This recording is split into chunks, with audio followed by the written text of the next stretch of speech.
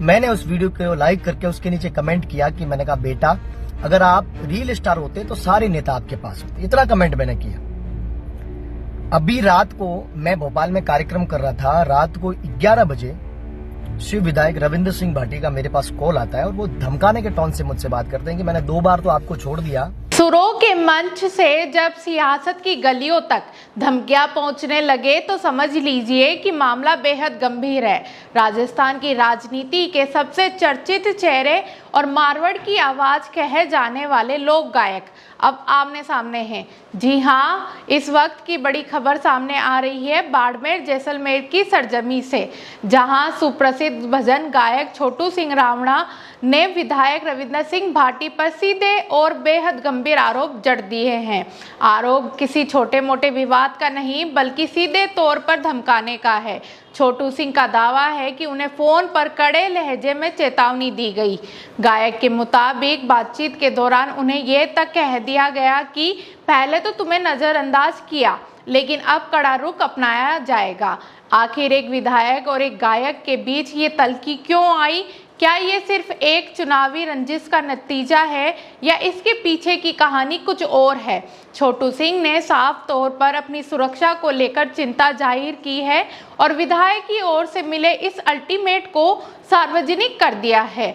अब सवाल ये उठते हैं कि क्या ये केवल एक राजनीतिक बयानबाजी है या वाकई कोई खतरे की घंटी है? रविंद्र सिंह भाटी की तरफ से फिलहाल इस पर क्या सफाई आती है, इस पर पूरे राजस्थान की नजरें टिकी है। लेकिन एक बात साफ है, मारवाड़ की ये जंग अब सुरों की नहीं बल्कि साख की बन चुकी है। फिलहाल के लिए इतना ही। इस खबर पर आपकी क्या राय है हमें कमेंट सेक्शन के माध्यम से आप बता सकते हैं। तब तक के लिए जुड़े रहिए हमारे चैनल द खटक के साथ। जय माता जी की। कुछ लोगों को लगता है कि अभी भी देश में राजतंत्र है, इसलिए उनको लगता है कि धमकाने से काम हो जाता है। मैंने आज शाम को एक वीडियो देखा जिसमें एक बच्चा कह रहा है कि रविंद्र सिंह भाटी, आपने एक पत्थर के फोन से बात करने वाले बच्चे से आपने बात कर ली और मैं कैंसर पीड़ित बच्चा हूं, आपने मेरे फोन मैसेज कॉल का जवाब नहीं दिया, हमें आपसे बहुत उम्मीद थी। बड़ा भावुक उसका वीडियो था। मैंने उस वीडियो को लाइक करके उसके नीचे कमेंट किया कि मैंने कहा बेटा अगर आप रियल स्टार होते तो सारे नेता आपके पास होते। इतना कमेंट मैंने किया। अभी रात को मैं भोपाल में कार्यक्रम कर रहा था, रात को 11 बजे शिव विधायक रविंद्र सिंह भाटी का मेरे पास कॉल आता है और वो धमकाने के टोन से मुझसे बात करते हैं कि मैंने 2 बार तो आपको छोड़ दिया, अब जो आप कर रहे हो ये ठीक नहीं है।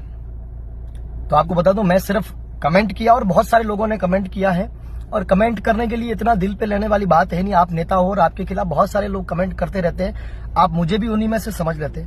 पर आपने मुझे बोला, आपने धमकाने की टोन से बोल रहे हो कि भाई 2 बार तो मैंने तुम्हें छोड़ दिया, अब मैं सीधा करना आता है, ये करना आता है, वो करना आता है, ये मेरा लास्ट कॉल है, और आपने इनडायरेक्टली मौत की धमकी दी है। तो आपको ये बताऊं कि मारने की धमकी, मुझे मारना कोई बड़ी बात नहीं है। मैं तो रोडों पे घूमता रहता हूँ, कलाकार हूँ, तो कभी गाने बजाने के लिए इधर उधर घूमते रहते हैं, कार्यक्रम रहते हैं। मेरी ना तो कोई प्रोटोकॉल है ना मेरी कोई सिक्योरिटी है, मैं घूमता रहता हूँ। पर मुझे मारना कोई बड़ी बात नहीं है, बहुत आसान काम है, पर मुझे डराना बहुत मुश्किल काम है। आप जो ये कर रहे हो, आपको कॉल करके मुझे धमकी देने की आवश्यकता नहीं थी। आप मुझसे, अगर आपको कोई शिकवा गिला था, बहुत टाइम से भी है, तो आप अपने अंदर रखते हो और मेरा कोई राजनीतिक तौर पे आप जिस प्रकार से मेरा बहिष्कार इतने वर्षों से करते आ रहे हो वैसे ही आप करते तो चल जाता, कोई बात नहीं। पर आपने धमकी देकर जो जिस टोन से तू तड़ाके से बात करके मेरे से करी है, ये अच्छी बात नहीं है। और आप सिर्फ विधायक हो, और आप अगर मुख्यमंत्री भी होते तो भी मैं नहीं डरता राजस्थान के। तो मैं पहली चीज आपको बता दूं, मेरा बाप मरा है पर मेरा राम नहीं मरा है। तो मैं आपको पहले एक चीज बता दूं, मुझे धमकाने की आवश्यकता नहीं है। मैं एक कलाकार हूं और मैं स्वतंत्र हूं, किसी के ऊपर कहानी लिखने के लिए, किसी के ऊपर गीत लिखने के लिए, छंद लिखने के लिए, कमेंट लिखने के लिए, और सारे लोग स्वतंत्र हैं। और ऐसी मैंने कोई गाली गलौज नहीं लिखी जिसके लिए आप रात को कॉल करके 11 बजे मुझे धमका रहे हो।